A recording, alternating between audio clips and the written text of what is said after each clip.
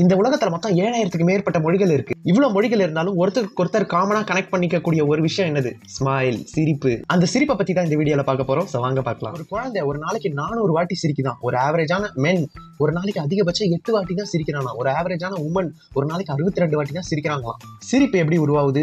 Brain ஹாப்பியா இருந்தா சிரிப்பு உருவாகுது. சிரிப்பு உருவானா பிரெயின் ஹாப்பி ஆகுது. பிரெயின் ஹாப்பியா இருந்தா உடம்பு ஃபுல்லா ஹாப்பி ஆகும். நம்ம சிரிக்கிறதால நம்ம முகத்துல இருக்கிற பல்வேறு தசைகள் விரிவடையுங்க. மொத்தமும் விரிவடையறதால ரத்த ஓட்டங்கள் நல்லா இருக்கும், உடம்பு ஃபுல்லா ஹாப்பியா இருக்கும். நம்ம நல்லா சிரிச்சோம்னா எந்த நோயும் நம்மள தாக்காது. நம்ம லைஃப்ல ஹாப்பி மூமெண்ட்ஸும் நடக்கும், சேட் மூமெண்ட்ஸும் நடக்கும். ஆனா இது ரெண்டுமே நிரந்தரம் கிடையாது இல்ல.